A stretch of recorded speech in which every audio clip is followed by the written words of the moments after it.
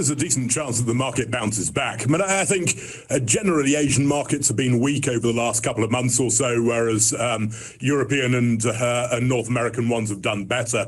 The simple point is the euphoria over vaccine rollout.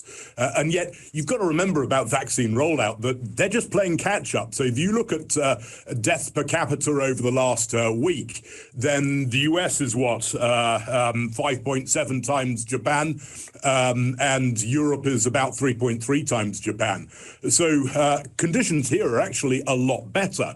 But there's euphoria there. They achieved that by restricting exports of the drug to countries like Japan.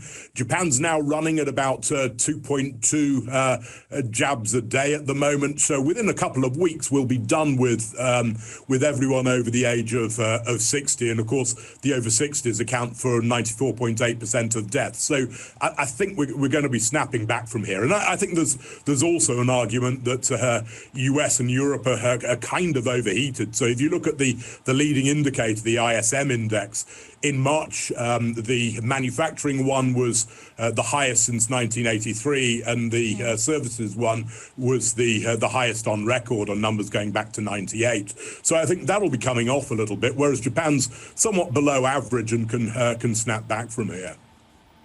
Snap back from here to cover lost ground, Nicholas, you think, at a time when we are still, I think, talking about revising growth downwards, at least the expectation that the BOJ may downgrade growth outlook and also raise inflation targets. In a scenario like that, do you think the market can still come back? Obviously, you're talking about the GDP. Now, I can't buy GDP. I can only buy listed stocks. So best part of almost 2/3 of Topic's profits are ultimately generated outside Japan. So what you're talking about is interesting soap opera, but not the main event for Japan. So yeah, I think the manufacturing side and the export side of the stock market has been doing fine, but the services and domestic side have been doing less well. That's what gets to snap back from here, and with it the sentiment about the market. So like I say, the rest of the world is the developed world is probably somewhat overheated at the moment, whereas Japan is quite the opposite.